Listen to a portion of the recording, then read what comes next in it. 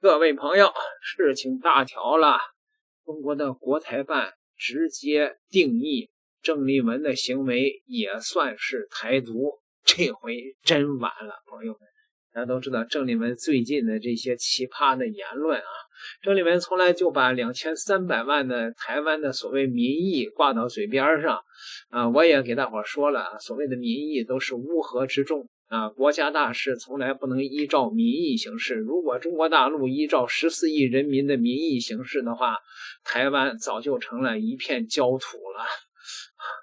好吧，还有啊，这个我曾经问过啊，我说台湾的历史上啊，你那个康熙收复台湾的时候问你们民意了吗？郑成功占领台湾的时候问你们民意了吗？对吧？日本鬼子占台湾的时候问你们民意了吗？蒋介石退守台湾的时候问你们民意了吗？再往这个大了说，美国南北战争的时候问过南方的民意吗？所以说民意算个屁啊！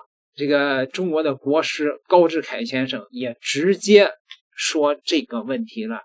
即便是台湾2300万民意都不同意统一，但螳臂挡车也挡不住统一的历史的步伐。看看中国的网友是怎么评价郑丽文的吧。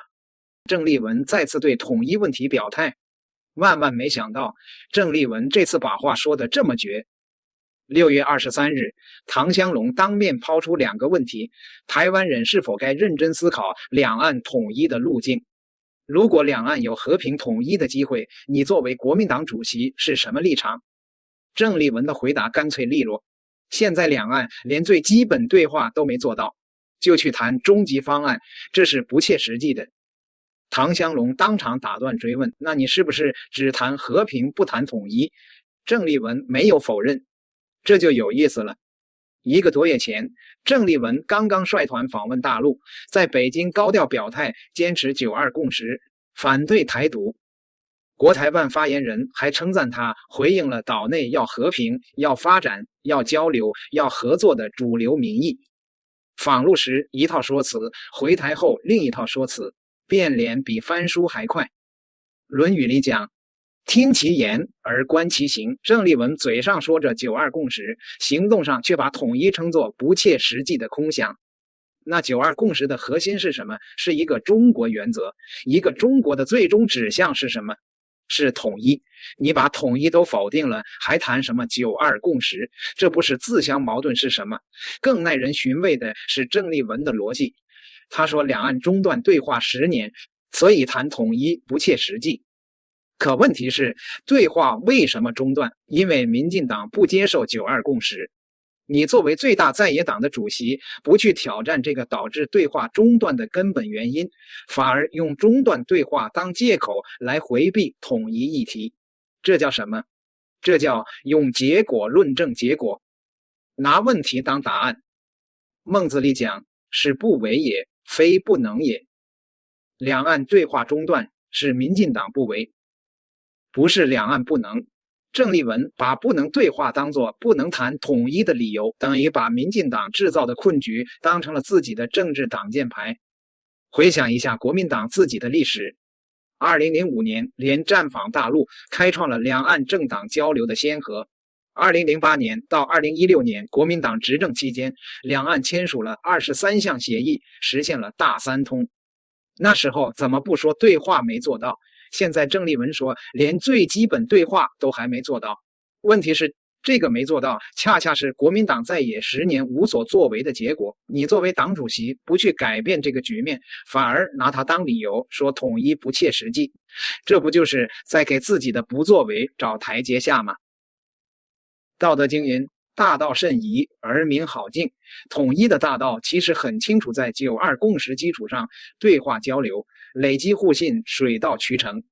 可有些人偏偏要找各种小径绕开它，一会儿说时机不成熟，一会儿说工程太复杂，一会儿又说要按自己的路子来。这些小径绕来绕去，最终都指向同一个方向，回避统一。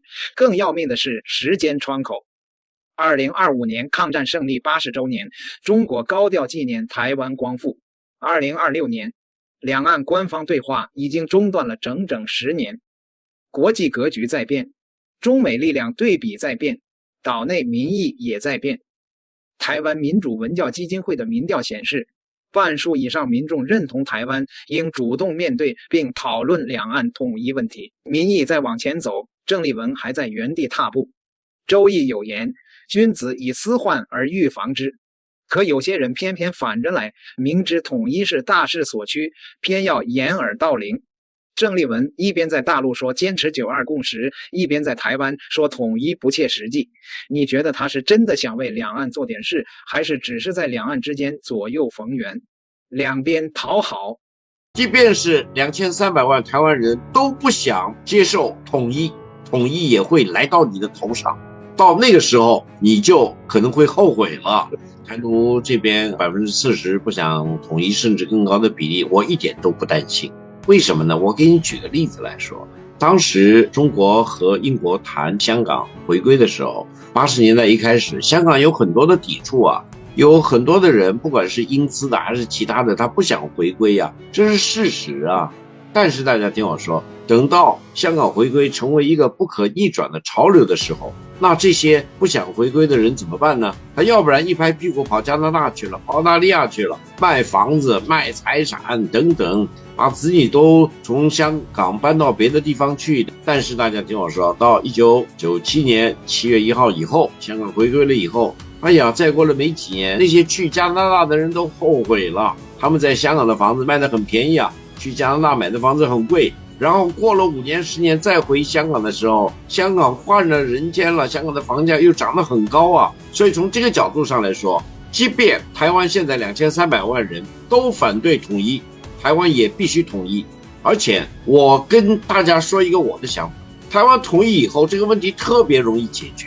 为什么解决呢？每一个人你要登记一下，你支持不支持，只有一个中国，台湾是中国的一部分。如果你支持，那你就是一个和平人士啊。如果你反对这么一个原则，那好，那你就另当别论了。怎么另当别论？再给你细分。第一个就是对你进行溯源啊，看看你的祖先从1895年到1945年，你祖先到底从哪儿来的？是从日本来的？那你现在是日本人，还是日裔台湾人，还是怎么样？讲清楚啊！你为什么反对一个中国？你为什么坚持说台湾不是中国的一部分啊？这一点我觉得很容易做，现在都是互联网时代 AI 时代，做这种事儿特别容易。另外，台湾这么多年都有户籍啊，查得很清楚，除非民进党政府台独分子把从1895年以来一直积攒的台湾的户籍材料给一把火烧了，那你才能够查不清楚。但是你也别怕，即便是这样的话，你也能够讲清楚，然后呢，根据不同的答复应该有不同的做法。很多的国家都做过同样的事情，大家千万不要慌。即便是2300万台湾人都不想接受统一，统一也会来到你的头上。到那个时候，你就可能会后悔了。所以我觉得民意测验我是非常尊重的，但是如果有人说拿台湾的民意测验要来决定是否统一，那你是痴心妄想。民意测验绝对不能够决定台湾是否统一，台湾统一是一个必然的趋势。高志凯先生说的到不到位呀，朋友们？